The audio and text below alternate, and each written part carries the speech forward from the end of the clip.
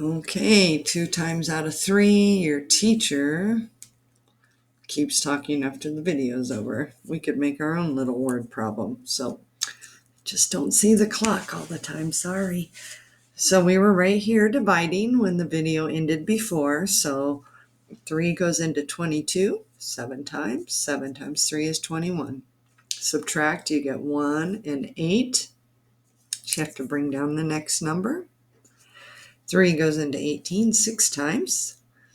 And then when you subtract, you get 0, and there's no number to bring down. So 3 goes into 0 0 times. So that's 760, and then you look up here to see what it is. Will attend. But do you remember, and we probably should have even highlighted this, how many will not attend?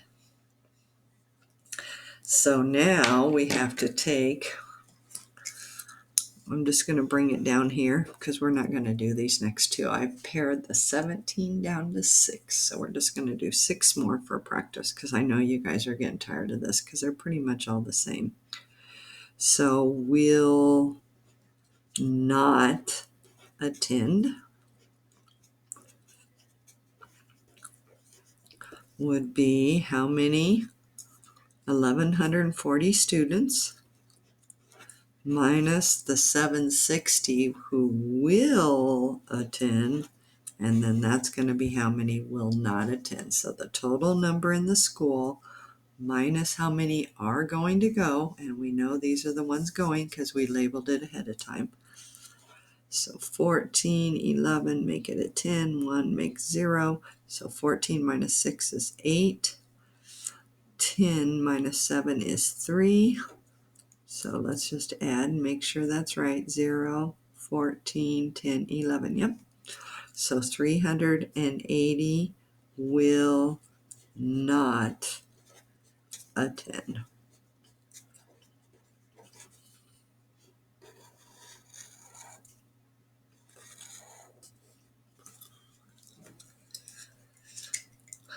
Okay, so that's all for page 2. So I took any off that. I looked through the rest of the packet. If the numbers were too big for no calculator, I took them off because we're not going to give you big ones like that on the test without a calculator.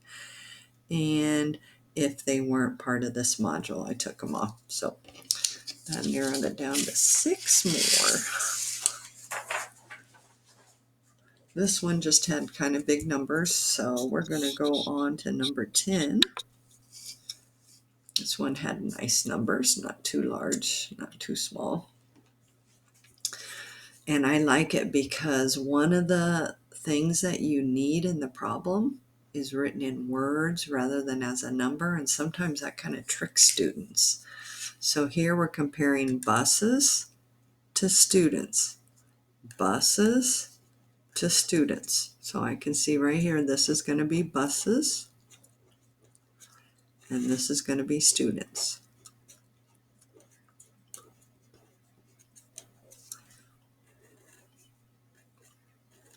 So 1, there's what I was talking about. Remember how I said it's not a number, but you have to know that means 1 bus, 60 students. How many buses for 788 students? That looks a weird way to write buses, doesn't it?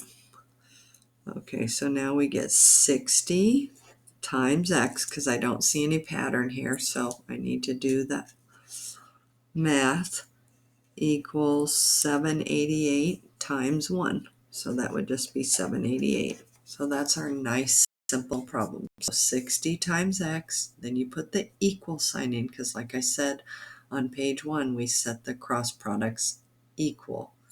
And 1 times 788, 788. So we're going to find the answer by dividing by 60. So we're not doing the next one, so I'm going to use that space. 60 into 788. So 60 goes into 78 once. 60. Subtracting, we get 8, 1, and we bring down one number. 6 times 3 is 18. And that would be 60 times 3, so it's 180. Oh, and we have some left over. So this is when you have to kind of use common sense. So if I have 13 buses, 8 students won't have a bus. So how many buses do I need? 14, right? There's only going to be 8 on that, or maybe we won't have 60 on all of them. But I can't do 13 buses because you can see there's still 8 left behind. So we're going to say 14 buses are needed for 788 students.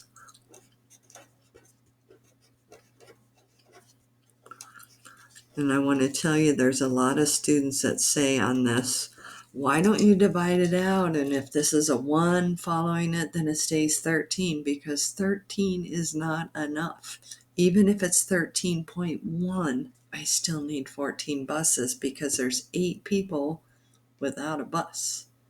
So that's why I don't even continue dividing. So I know 13 is not enough because there's 8 people left over. So that's why I order another bus and get 14. So 14 buses are needed for 788 students.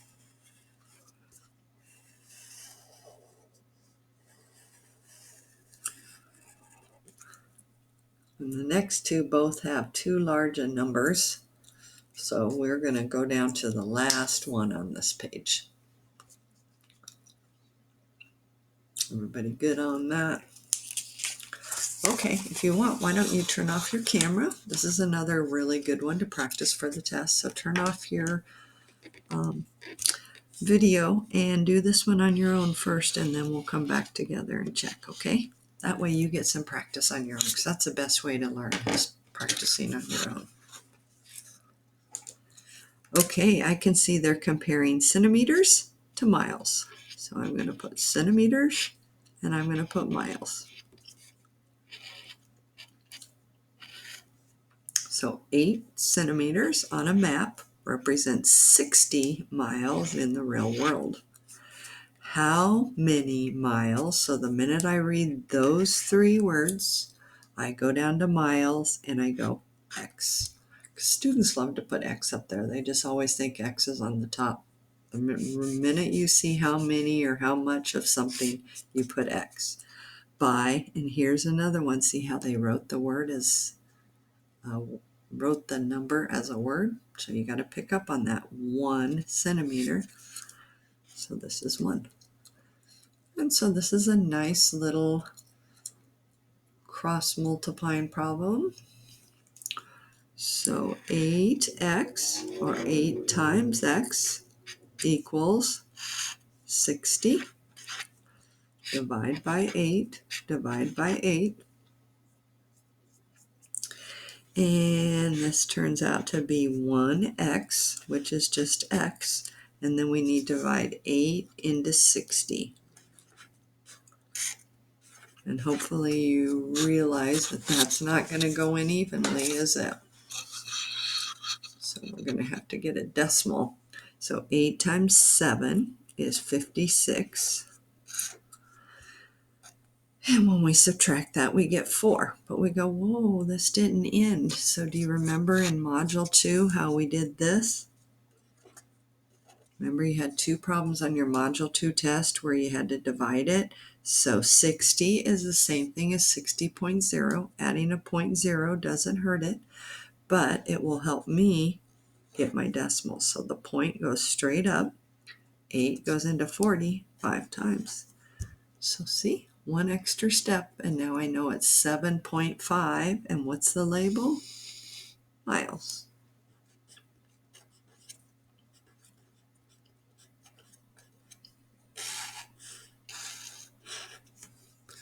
So 1 centimeter on the map represents 7.5 miles in the real world.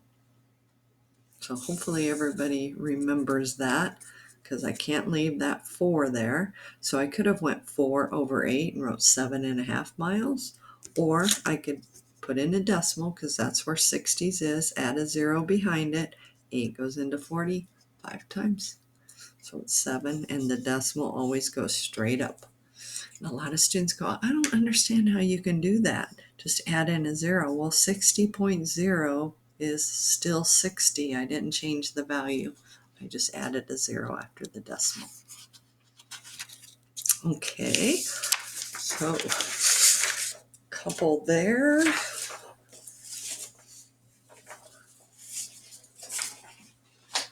And on the next page, we're going to do 16 and 17, because the first two had too big of numbers.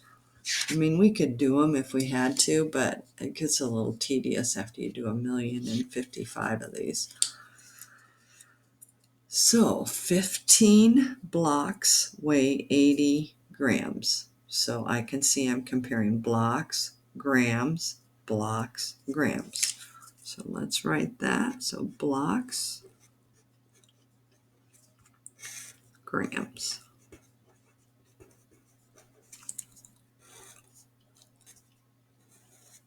So 15 blocks weigh 80 grams.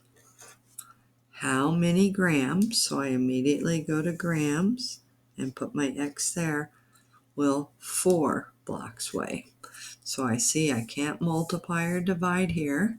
So that tells me to do an algebra problem, like we've been doing on several of them.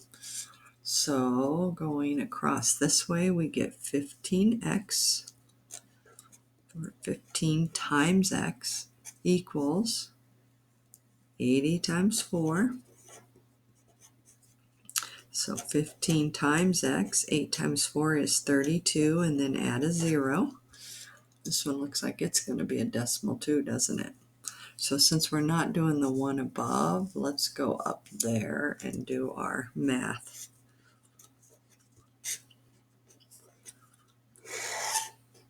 So 15 divided into 320.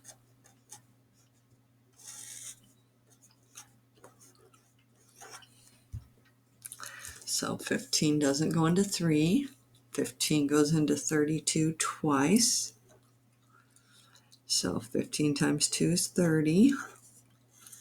Subtract, and we get 2. Bring down your number, 0. 15 goes into 20 once. So 15. And then we get 5. 15 doesn't go into 5. So we need to add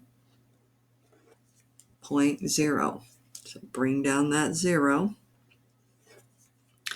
15 goes into 50. What's 15 times 3 is 45. So decimal straight up.